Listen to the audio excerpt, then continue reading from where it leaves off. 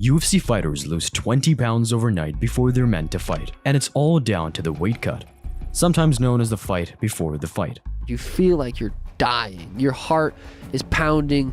You're laying in bed. Well, you kind of are dying. You 100% are dying. They manipulate their body to lose almost all their water so that they can weigh in way below their natural weight, put all that weight back on, and hopefully have a size advantage. It's incredibly dangerous. They routinely look ill, can faint on the scales, and their bodies can completely shut down.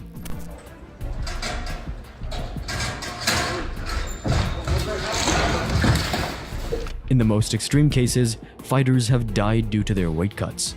All of this just a day before they step into a cage and trade blows with an elite fighter. So just why do MMA fighters lose so much weight? And what are the risks? So we all know that UFC fighters don't actually weigh the same weight as the division they fight in. Take Conor McGregor back in his featherweight days. He'll only weigh the required 145 pounds for all of a couple of hours so that he can successfully weigh in, then rehydrate back to his normal size. When you see certain fighters get on the scale though, like Conor McGregor when he made 145, it's crazy. Looked like a zombie man, like a Walking Dead character. Yeah. In some of the extreme cases, fighters can lose and put back on almost 20% of their total weight. For example, Jeff Neal at UFC 298 against Ian Gary weighed in at 170.5 pounds, but the following day, he stepped into the octagon weighing over 200 pounds. He literally gained 18% in a single day. And the big reason they put their bodies through all that trauma is to hopefully have an advantage come fight night. I think cutting weight is just silly. Like, I was talking to my girlfriend about it, and she was like, wait, you guys, she didn't know much about fighting at the time, you know, obviously, but she was like, you guys make this weight, but the next day you're not the same weight, so why not just not weigh in? Yeah. Yeah. Like, it's stupid. It is stupid. She's like, it sounds really stupid. That's not what you fight at. It's sanctioned cheating. When fighters are closely matched in terms of skill, the physical differences between the two can be the deciding factor. So despite weighing in at the same weight, if one fighter is 10 or maybe even 20 pounds heavier, it's a huge bonus on paper. But the irony is, when everyone is weight cutting, it's rare that two fighters will step into the octagon with a huge weight discrepancy. Anybody who really closely follows this sport is probably not a fan of extreme weight cutting. I mean, I don't know how you can be a fan of it at this point. It's just, it's an archaic sort of thing that has been ingrained in this culture of mixed martial arts where you just deplete your body of all the water in it and then you put it all right back in, and these guys are fundamentally the same size or near the same size anyway. Sure, some fighters take it to an extreme that others don't, but for the majority of the time, they put themselves through hell just to not have a disadvantage. So how do they get their bodies to lose 30 pounds in a matter of days just to put it all back on in a matter of hours? Well, around 60% of the human body consists of water. So if a fighter is looking to shed the pounds fast, they need to flush that water out. Without going into the exact science of it, they drink quite literally gallons of water per day around a week before they weigh in. Then they taper off to where they're essentially drinking no water whatsoever. Combine this with eliminating carbohydrates as they store extra water, sodium for similar reasons, and it puts the body into the state where it's flushing out water like crazy. You go from drinking a gallon, 2 gallons a day to literally no water. And it's like, what?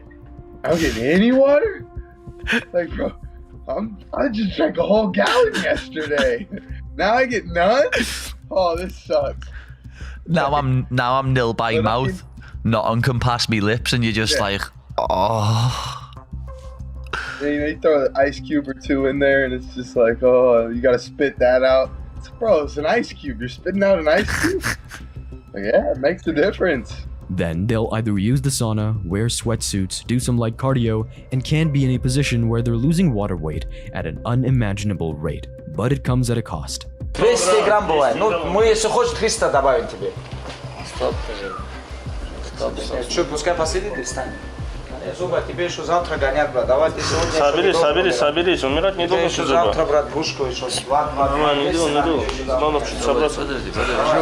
For reference, a pound of water is around 15 ounces or 450 milliliters. So when we're talking about weight cuts of up to 30 pounds, that's buckets of sweat.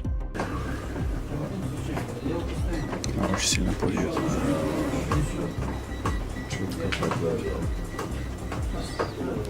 Вытяни.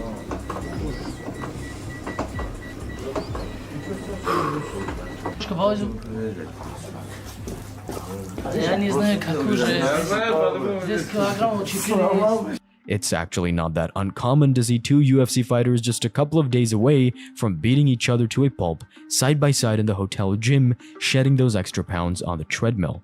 Once they get within a few pounds of the target weight, the battle is finally over. They can sleep as best as they can with the dehydration and nerves, lose the remaining pounds overnight, and weigh in the morning. From there, it's the next stage, rehydration. They'll slowly guzzle liters of fluids, electrolytes, introduce carbs into their system, and within 24 hours will be back to their natural weight.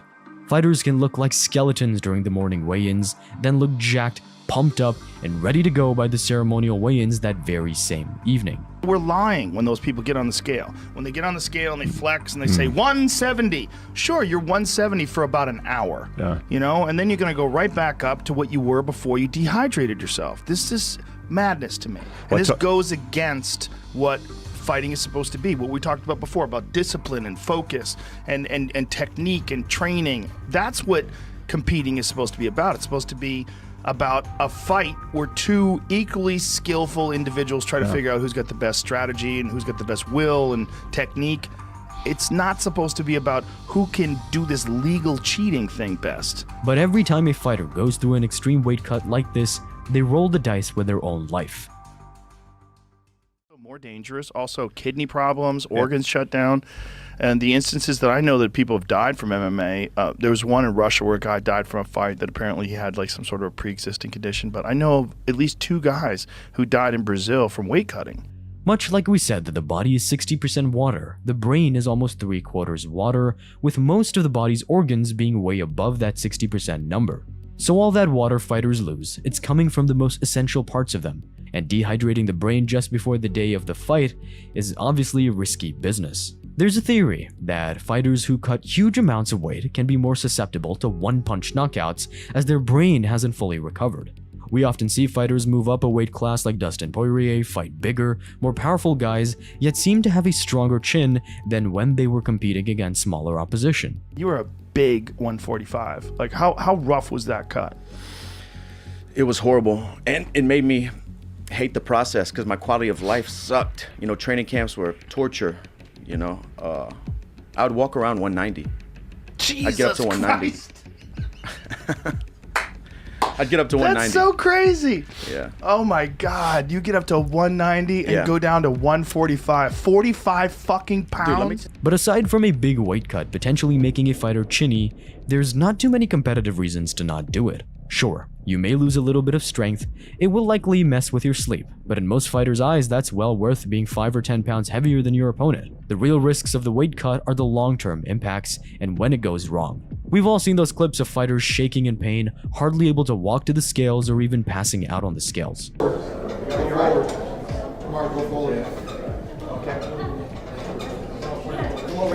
Yet, these are supposed to be these superhuman gladiator-like athletes in their physical prime, but just the day before a fistfight, they can hardly stand up without losing consciousness. And on countless occasions, it's ended up with MMA fighters rushed to the hospital, their fight cancelled, and them quite literally knocking on death's door. I passed out, I woke up, I was on the floor, and then people were over me. One of the guys from Alpha Male, Danny Castillo was there. He took charge of the situation. He was pressing down, he was putting ice on me and stuff like that. I remember holding him a little bit, I passed out again. Before Valentina Shevchenko reigned supreme in the UFC's flyweight division, the first champion, Nico Montano, was actually stripped of her title due to a weight cut gone wrong. While being transported to hospital, presumably in unimaginable pain, and hooked up to IVs to keep her alive, Dana White stripped her of the title then and there. Nico Montano, the reigning UFC, or maybe not reigning anymore, the UFC women's flyweight champion, has been stripped of her title, according to Dana White. Nico was hospitalized this morning, Friday morning, while cutting weight. Her fight with Valentina Shevchenko was ultimately canceled, and now, just hours later, we find out that she has been stripped of the title. And although Montana would have all but certainly lost to Shevchenko anyway, this botched weight cut cost her hundreds of thousands of dollars in pay-per-view money. For TJ Dillashaw, his weight loss to 125 pounds led him to take EPO and destroy his entire legacy.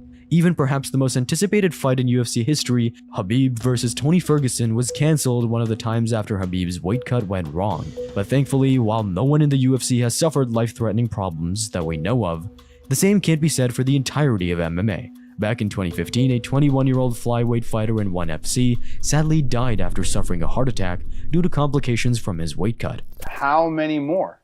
Yeah. You know, how many more people have to, you know, pass away for the community to actually really take action?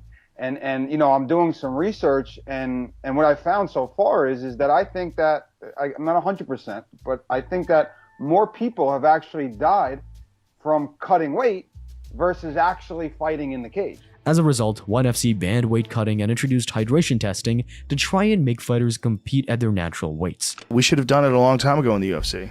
Man, I really think that. All the weight cut issues, all that stuff, like ruining cards, all that, it would all be eliminated, right? Yes, ruining cards, and even more importantly, I think causing fighters to fight at less than their full potential. Yeah. How many fighters got hit when they shouldn't have gotten hit because if they were recovered completely, if they didn't have to, not recovered completely, but if they didn't have to recover from a weight cut? I mean, who knows? Maybe there's shots you ate because that you wouldn't have eaten. It hasn't been perfect, as fighters are able to trick the tests, but it's at least a step in the right direction. There's hope that considering they were able to drug test fighters at random with USADA, they could introduce a similar method to weighing fighters throughout the year and putting them in weight classes themselves. But until the UFC does something major, MMA fans can keep expecting cancelled fights, drama at weigh-ins, and videos of fighters in severe pain.